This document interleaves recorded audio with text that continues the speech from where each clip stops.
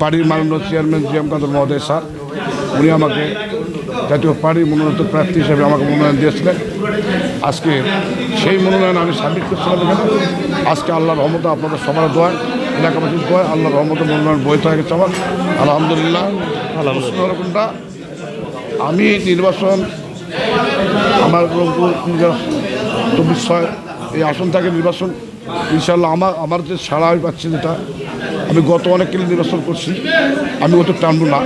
সামনে ইনশাল্লাহ আমাদের জাতীয় পার্টি নিশ্চিত ওখানে আল্লাহর রহমতে জয় আমরা নিশ্চিত, সেটা অনেক ভোটের ব্যবধানে জয় আমরা ওখানে জাতীয় পার্টি নির্বাচিত নাঙ্গল প্রতীক নিয়ে নুর আলম জাদুকে আমাকে করবে ইনশাল্লাহ। নির্বাচনের পরিবেশ এখন পর্যন্ত একটু স্বাভাবিক আছে, তারপরেও আমাদের প্রার্থী অন্তত 2-4 জন এখনও জেলে আসছে, তারা প্রার্থী যোগ্য ছিল, তাদেরকে এখনও জামিন দেওয়া হয় নাই। এটা আমাদের পার্টির মাননীয় চেয়ারম্যান মহোদয় বলছে, আমরাও বলতেছি। আমরা পার্টির মাননীয় চেয়ারম্যানের যখন যাহা নির্দেশ করবে সেই নির্দেশ অনুযায়ী আমরা কাজ করব।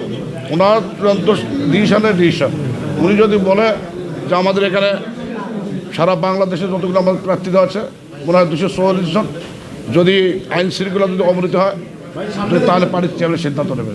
প্রশ্ন হলো কোনটা, যে আমরা যেটা নির্বাচনে আমরা যেটা প্রতিদ্বন্দ্বী করব, আমি পীরগঞ্জ মনে করতেছি কেন, ওটা জাতীয় পার্টির ঘাঁটি, এটা জাতীয় পার্টির দুর্গ। এই জাতীয় পার্টির সাথে ওখানে কন্টেস্ট করার মতো ইনশাল্লাহ কোনো দল আমার ওখানে নাই মনে হয়, জনগণের বিশ্বাস করে। কেন জাতীয় পার্টি ওখানে সাবেক প্রধানমন্ত্রী সেও পরাজয় করতে পারছে, আর আমি এই দলটা ধরিয়েছি 86 থেকে। এই দলের পিছনে যেটা আমি করছি পীরগঞ্জের জনগণের জন্য, মানুষ ছিল পীরগঞ্জের জনগণে যাবে, আমাকে বলতে হবে না। পীরগঞ্জের জনগণের কথা, জাদু ভাইকে এক এমপি মানে পীরগঞ্জটা আমি সুন্দরভাবে সাজাবো ইনশাল্লাহ। এমন কোনো জায়গা নাই, এমন কোনো মসজিদ মুক্ত হবে আমার কলেজ শিক্ষা প্রতিষ্ঠান নাই যে সেখানে আমাদের অনুদান নাই কতটা। এখন প্রশ্ন যখন তাকে দোষী ঘোষণা করছে তারপর থেকে আর দিতে পারিনি আমরা, কেন এখানে আচরণ বিরুদ্ধে আমরা পড়বো না। কেন আমার জয় ওখানে পীরগঞ্জের জনগণ, পীরগঞ্জের সর্বস্তরের লোকের কথা, জাদুভাই বহুত কষ্ট করতেছে এই লোকটা। এইবার জাদুভাই সুযোগ পাচ্ছি ভোট দেওয়ার, এইবার আপনাকে বিপুল ভোটে নির্বাচিত করে ইনশাআল্লাহ সংসদে বাড়াবে। আমার উদ্দেশ্য কোনটা, পীরগঞ্জে আমার একটা উদ্দেশ্য যে পীরগঞ্জে কোনো নিশাখোর থাকবে না, কোনো গাঁজাখোর, ফেঞ্জুরিখোর, বাবাখোর থাকবে না। আমি তাদের পিঠে বাঁধার তাকে ডাকবো, ডাকে আমি কী করবো, তাকে ভালো করার চেষ্টা করবো, সহযোগিতা করতে হবে। প্রশ্ন হলো কোনটা, আমার শিক্ষার উপর মানটা বেশি দিতে হবে। শিক্ষা হলো মেরুদণ্ড, হলো জাতি, সেই শিক্ষার উপর মান দিতে হবে।